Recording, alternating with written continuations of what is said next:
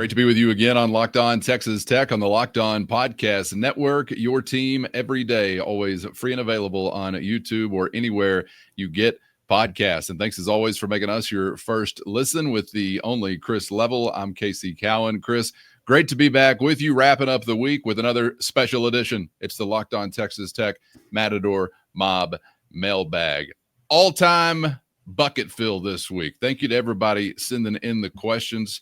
Triple digits, easy. We're going to get to as many as possible, many of them on similar subjects, so we can bunch up these little dogies on occasion. Chris, we'll talk a lot of hoops, a lot of questions about NIL cash, a lot of questions about, is this real when it comes to some cash values reported, whether it's for JT Toppin, Christian Anderson, or some others. So we'll get to that. We got questions about the Texas Tech coaching staff now with some spots to fill as well. I want to talk some targets possibly with you. Also want to get to some questions about potential Red Raiders to enter the portal on a basketball front. Of course, we'll spend some time as well within the football program as spring camp is rolling on. We'll check in there regarding a couple of different things, whether it's a QB competition or a health status as we roll through spring camp. And we do have a weekly ritual to go through on today's episode. I'll let you figure that out as we go along. We'll get to that a little bit later on. Chris, let's begin with the biggest news to this point in the week. And there's been some big news for Texas Tech. It's the return of the Big 12 Conference Player of the Year, JT Toppin. We already know that. That's great. We're still excited. But one interesting aspect of it, the price tag that's been out there. The reporting on NIL figures can be a little hazy, so we'll consider that context going into this part of the conversation. But we had several asking about this. Surprise, surprise. Jesse, Glenn, Mike, Vince, Dennis, Jamie, Josh, Bud. I'm sorry if I missed anybody. $4 million for JT Toppin. Is that real? And also in addition, I think Bud asked this part, how's that going to play in the locker room if that is reality? What do you think? I do believe it is real. I am curious and was curious how that gets leaked and who would want that out there, because I think that, you know, for JT, for not that everybody gets to keep secrets in this deal. I could see where you could argue that it's not good for JT that's out there. It's not good for Texas Tech that's out there. I guess I could see where you would say that it is good for him or them that it's out there too. I just think it could be used against you in negotiations and future, you know, this and that. But hey, there's only so many Big 12 players of the year, second team All-American types out there on the open market. This is what I guess Texas Tech deemed that he was worth, and that's what they asked for, or however that came to be. Keep in mind, you've seen some different figures. I've seen that he got an NIL deal worth a little over $3 million. I've seen that the total compensation is $4 million. What you have is you have front load money, which we've been trying to explain to everybody, and then you have rev share. The $4 million is like the combination. I don't know how much money he will be given through NIL on the front end versus I don't know how much the rev share number is allocated to him. It doesn't really matter. It's just a matter of what the total is. But I do believe that when you see some of these numbers, I think that is indeed accurate. But my guess is on where it comes out from, it would behoove the agent, you know, or his representation to have that number out there. You know, like I think this helps me get more clients, or look what I got my guy kind of thing. And that's just a guess on my part, but it went to all the national folks. Yeah. And I'm uncomfortable in some ways. I don't know why. I'm uncomfortable talking about the dollar figures attached to some of these guys. Because one, it's hard to nail down what's true and what's not. But not a secret in this case. And can I ask you, why do you say? Because I was kind of thinking like it. In one way, you could spin it, and you did provide both options, but you could spin it to be a positive for either, say, like the Matador Club or Tech in general, in that You're fishing in this pond and you're kind of on some different radars because of that. But I was interested. You said it possibly could be used against you from a negotiating perspective in the future. What do you mean by that? Because if you get involved in a conversation with a portal candidate, they're like, I'm not taking that. I know what you've got. Give me more. Like, you know, I think that, like, I know you got some more over there. I know you can shake the couch, and there's more that'll come out there. I mean, if that game was to be played, I'm just saying I could see where that could be used Sure. Against you. Like, hey, man, y'all gave this cat this much, and this is what you're offering me. You know, like, and not everybody's the Big 12 Player of the Year in a That's right. potential That's my draft answer. pick. Hey, man, you a Big 12 Player of the Year? Yeah, that's right. But again, I can see where that is potentially could be something that, and you know, anyway, I don't. This is just the new. It's kind of part of what we're having to get used to, though. Now is like, these aren't really student athletes anymore. These are professionals or semi-professional, however you want to look at it. It is big time business, and everybody's business is out there. You actually scooped up an answer to another question that Scott had asked about what this money actually is, all NIL Wild West money or a combination. So it sounds like the combination, the reality there. Thank you guys for those questions. This question, as it relates to, but Calvin, and real quick, think about the math here. You have it. This is well publicized. You have allocated $3.6 million, I believe, in rev share to your basketball team. This young man will make more than that total. That's why when we talk about sustainability and all those kinds of things, like, is this a one-time deal? Will this behavior be allowed to continue? Will Texas Tech or other schools be able to do these things? I just wonder if, like, JT Toppin in the same scenario next year would be allowed to rejoin the old program here under these circumstances. What I forgot, what did you think about the locker room aspect of this? I think people are probably understanding, and I think a lot of the pieces will change in the locker room. And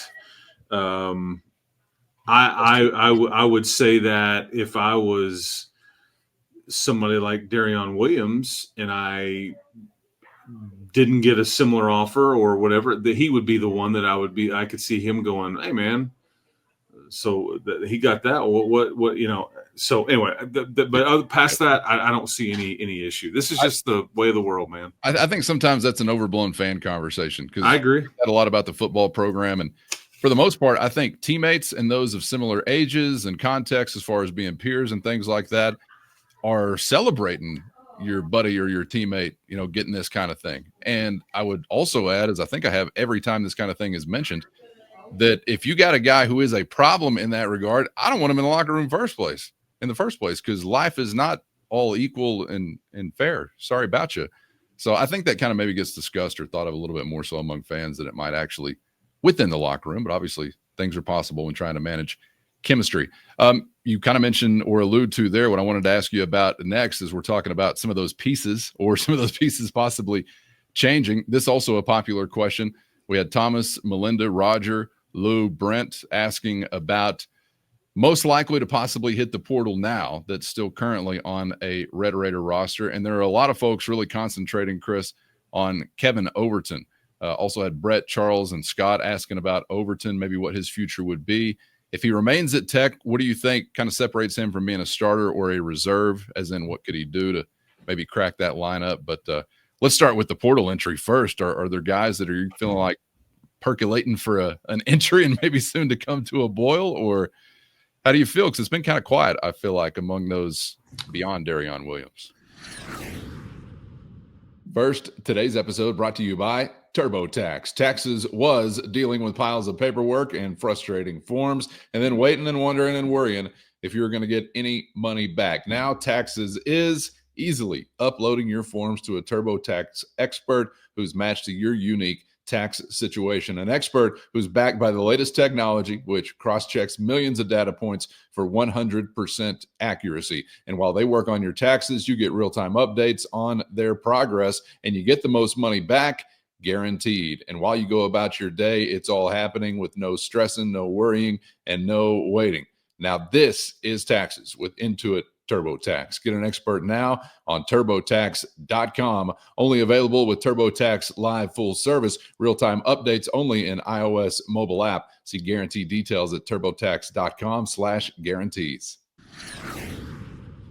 Yeah, and the portal window for basketball, I think it closes next week at some point. I'm not sure on the exact date of that, but there's a lot of activity, and you haven't seen anything other than D5 enter their name in or with the intent to do so. I think based on because here's why these are easy dots to connect from when you're just following this stuff. There's a lot of players that you're attached to that are very similar to Kevin Overton. Yes. And there's only so many spots. There's only so many dollars. There's only so many roles to fill. And whether that's his choice or their choice, I mean, he may want a starting role, to which I could say, I'm not sure that just thinking out loud, I'm not sure that would be an option for him. But again, that's just me speculating. What do you think keeps him out of that group? Just kind of in the context of inconsistency. Gotcha. Yeah. I think inconsistency. I think there's too much, like the highs are really good, but then the lows are very evident. And there's, you and I have talked about this before. It's like sometimes he'd go for 22, for 17, and then other times just 0. And like if you're somebody that was giving me, because his average is going to tell you he averages about 8 or 9 a game or something, or 7.5 or whatever it was. I mean, I just think that there's too many highs and lows there, and I'm not saying he can't get to a more consistent, but that's up to Grant after being around him to decipher what can he give us versus what can we potentially bring in here to replace said role, and then what's the cost attached to both options. So I wouldn't rule anything out here, but I think it's very fair to wonder about his return based on what else you are trying to have visit and bring in and who you're linked to out there. Gotcha. Okay. Thank you guys for that question. This question, also a popular one this week. Erica, Ryan, Rob, Darren asking about terms for Christian Anderson. Do we know a dollar amount for what his agreement might have looked like, or what type of range he would be in?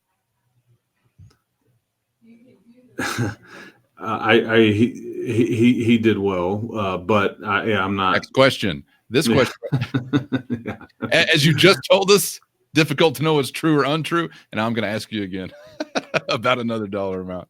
No, he did well. Yeah, that's. I'll just leave it at that. I mean, I think he's very happy. His family's happy. I think Tech is happy. Again, and these are the kind of kids you want to invest in because they are for all the right things. And I would say to you too, part of this, it's not that you're.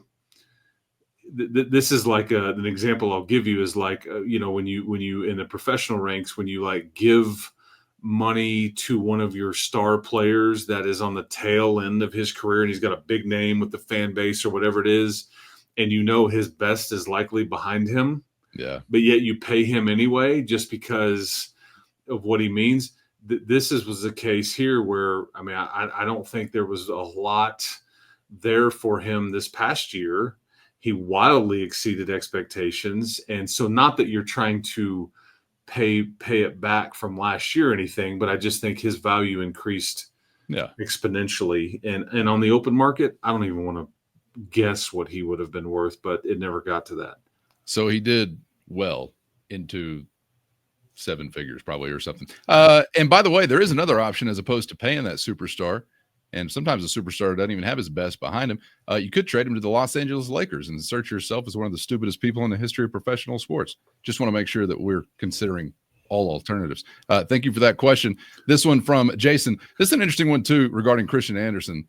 It says, I'm curious if C4 is still going to be playing internationally this summer, or do you think the priorities kind of change? If those opportunities are made available to him, I think he will take advantage. Just like Grant will use some of that time to do his own thing internationally with the Team USA.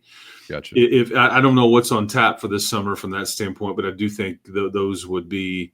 I think the program would say that. Do you want anybody to go get hurt? But you can go get hurt scrimmaging in your own gym. During workouts and things like that. Wakeboarding. I think those are good experiences and help them enhance, because I think that experience for the German under 18 team last year was wildly positive for Christian, and he lit it up. And we kind of got to see why. So I think that is, I think that's a big deal, and I think that's probably a big deal to his dad, who played professionally over there, which is why there's a tie to dual citizenship and all those things. All right, thank you for that question. This one from Luke, who says, generally speaking, the Hoops portal players that you've been linked to are larger guys more than traditional guards. How much of a priority do you think it is for Grant to get more of a pure point guard to fill the void left by Hawkins? I guess this answer will probably continue to involve Christian Anderson. Am I right? Yeah, this is the pieces of the puzzle where you're trying to figure it out. I think the one player that has been rumored to visit, I think he's got a commitment date already set and a visit potentially already canceled to another potential competitor here, is the Delaware young man named Isaiah Pasha, that I think is a point guard that I think you can let him run the point if you're able to acquire him, if you want to play Christian next to him. If you want to let Christian lead the charge at point, and then Pasha play the role of Christian Anderson from last year, I think all would be on the table. And that's something that you may have an idea of what that would look like, even if you get the player and then you change your mind 2 or 3 times as you go through the summer and as you go through even the first part of the season. I mean, let's not forget, Elijah Hawkins was far different at the end of this deal than he was in, say, November and December. And then what the heck did it look like in July and August? So, I mean, the team looked far different with him looking different. 1,000%. So I don't want to pin myself down there. I just know that Christian and Grant are good enough at what they do. They will adapt. It may take some time to figure out what is best to put everybody in the best spot to succeed for themselves and for the team. But I don't think you want to pin any roll down and permanent ink just yet on some of this stuff. You just get good enough pieces that you think are unselfish, efficient, good shooters. Will make it all work. All right, thank you for that question. This question, we'll continue with some personnel before we get to the staff in just a minute. Nick asking, will we have a big to pair with JT Toppin? Do we see Federico in a situation like that? Is that even a situation that they're trying to build toward? What do you think? Again, remains to be seen. I would be careful about assuming too much there and that he's automatically going to be back. I think, again, this is – I personally would say I think that they would love to have him back. I think that they like the player. I think he fills a role. He's been in the system. There's all these things that are positive. Again, what's the cost? What is his expectation? What is our expectation for you? I do think, though, that part of this equation, too, is like, what's Mariel Akuntak's future? What is EY's future? What else are you out there in on? Because, again, you're not checking in on a Grand Canyon center. You're not checking in on some other folks that could potentially fill these roles, because you can't have all these pieces. So is this a plan B or is this a plan C, D, E, or F? Right. So it's interesting to note that they have checked in on other bigs. Yeah. I mean, and the kid from Grand Canyon, I mean, he averages 10 and 10 basically. And he's 6'10". I mean, is there room for JT, Federico, and this young man? I mean, maybe. But again, there's only so many dollars and rolls and all that stuff. So price wise, I don't know. Rolls wise, sure, yes, and I hope so, because I don't view JT and Federico as close it down combo. You know, I don't disagree. Some options there, so we'll see. Thank you for that question. This question: Jordan, Glenn, Corbin, Brian, Todd, Marshall asking about: do we know of targets to watch as far as assistant coach vacancies? Is it too early to tell, or are there some relationships you could identify anyway? Chris, how is that developing?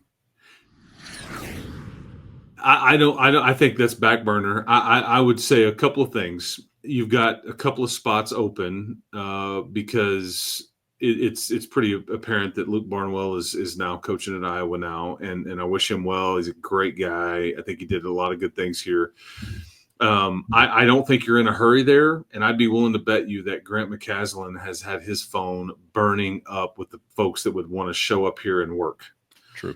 Okay, so I think that's but again, the roster is the most important thing. Unless there's somebody out there that is directly tied to a player that says, I can bring him with me, and that kind of business is not the same as it used to be, because that player will still want to be compensated and all the things. So it's funny, Chris, you're even talking about like, hey, the staff is on the back burner. We're trying to build a roster right now. But that's the reality of it. The inverse of the way it used to be. And timing is of the essence here as it relates to the roster building with the windows and just getting business conducted and all those things. And I still would offer up one. I bet he's never been quick with these things. This has always been very measured and let's take some time and let's sort things out. Two, I'm still not going to rule out a promotion from within, which would again create another role, still just a lesser role, and you would still need to bring from the outside in, and then two, I just think this isn't the top item of importance right now. It's again, as crazy as that sounds, because you still have AC and Linder and Buff and Nottingham and Brian Pete, and there's still a variety of people over there that are taking care of business and all that. You just don't have your full allotment, but you're trying to put a team together first.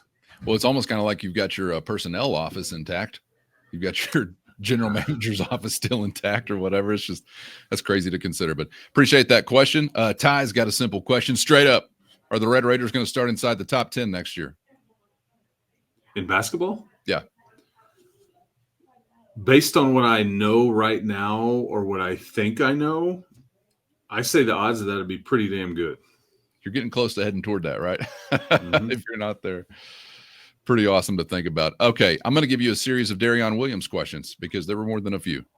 Jack, Marvin, Roger, Joe, Scott, Alex, Cassidy, all asking in various ways about Darion Williams. Some asking, has the ship sailed? Do we forget about Darion? Cassidy would love a percentage on a return if there is a shot.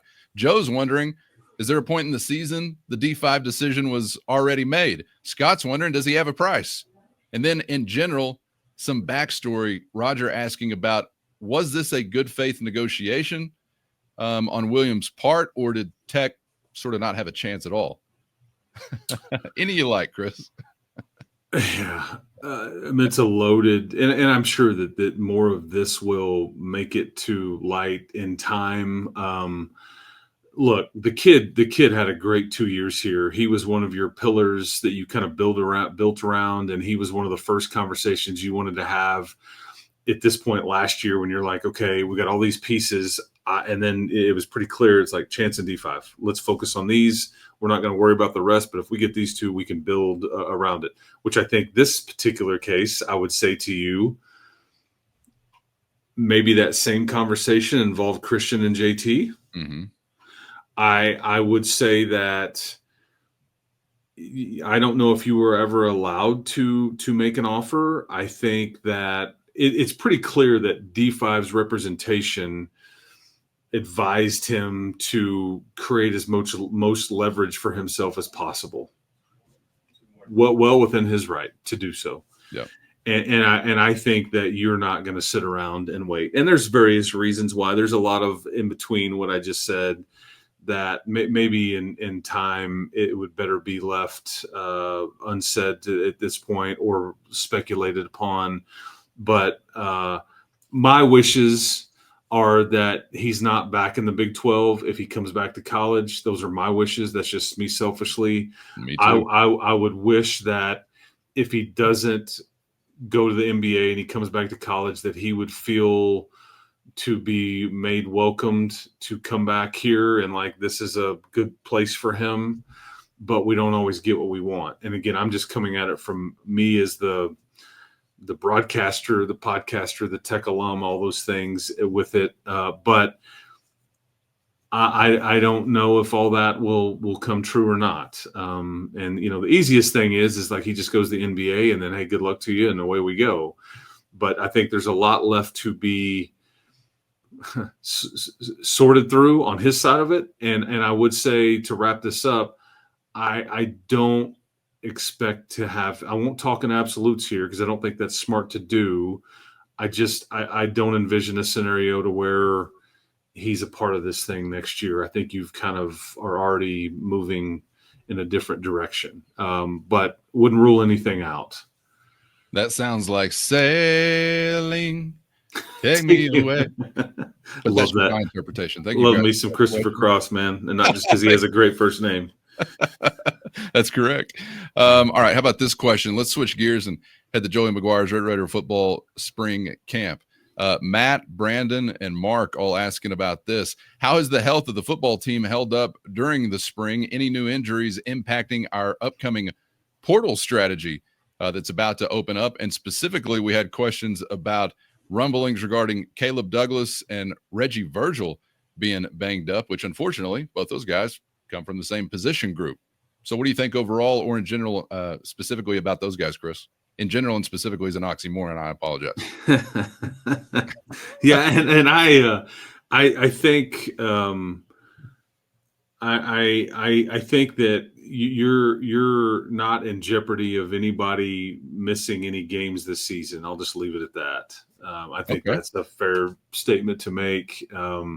I can't say that's 100% accurate, but I believe that to be true.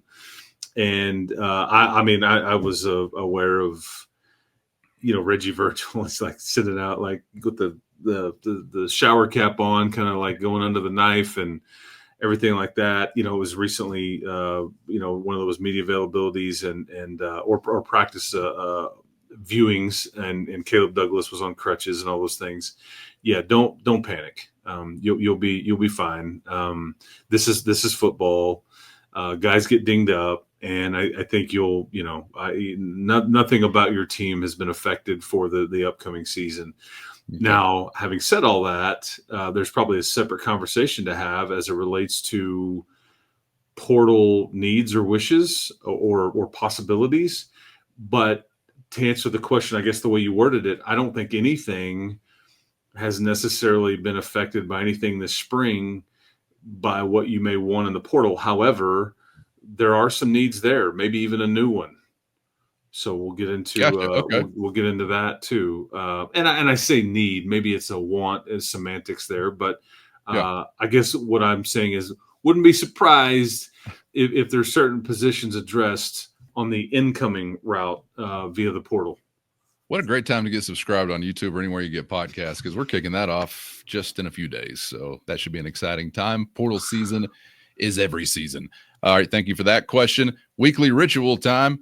Light your candles, put on your robes. Will is asking about any news on Micah Hudson. Are we just not interested at this point? He also included.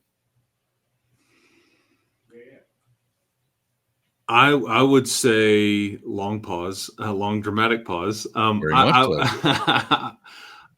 would say this. I will not be surprised if he is a walk-on your roster. I'm not ruling out, and we've kind of indicated that, hey, there's not really of anything factoring in right now, but nothing should be ruled out. He will resurface somewhere early in the summer, and we've often maintained that there's a support system here. And I can't say that everybody would be on the same page internally about this particular player because of how it went on the exit or previously headed toward the exit or whatever. I think that if this is allowed to be a marriage again, that a lot of that would have been vetted and sorted through. But we won't ultimately know anything until said portal opens on, I guess it's next Wednesday. And I think he's got to enter his name into it because he can't do anything until then. But I would not rule this out. All right, Will. And I would also, you were back there with the pickaxe, chipping away once again with that question. I didn't expect that answer. I'm guessing you probably didn't. I also would say that as it relates to portal needs, we probably need to well, does that, I don't know. There's more conversation to be had there. So I'll wait for your questions to continue because I don't want to cover something that you may be about to ask or something. I don't know. All right. Thank you for that question. Will, appreciate it. Next question's coming up from Mike. Back to hoops. Chris, can you tell us who is Texas Tech's number one portal target? But to hear that answer, you're going to need to be a Matador Mob insider. So hit the show notes and find a link to a free 14-day trial. You can do it right now. For those on the outside, this is where we leave you. Make sure you're subscribed on YouTube or anywhere you get podcasts so you don't miss a thing. And become a Matador Mobster today for less than a cup of coffee a month. So you can get the full Mailbag experience next week. Hope you all have a great weekend. Chris, appreciate your time all week long, man. Don't go anywhere. I'm dragging you into this overtime edition, whether you like it or not. Appreciate it all week, though. Enjoyed it, man. Well, go enjoy an Arnold Palmer in honor of the Masters out there. Eat some egg salad, some pimento cheese, a club sandwich or something. Wear green. Or not. And go Google the dire wolf out there. That's been a fascinating thing for Cowan and I this week to kind of follow that deal. And then we'll get back to talking portal here shortly. Good advice on all fronts. I think maybe an exclusion for the pimento cheese, but that's another. Yeah, I'm not a big pimento cheese guy either. Podcast. Yeah. All right. Thank you guys for being out there as always. We appreciate the time. Appreciate the everydayers for always riding along. And if you are interested in joining the outlaw crew known as the Matador Mob, hit the show notes, find a link to a free 14-day trial at your direct line to Chris and myself with one-on-one text sent straight to your phone. For Chris, I'm Casey, and we hope to see you back for the next round on Locked On Texas Tech.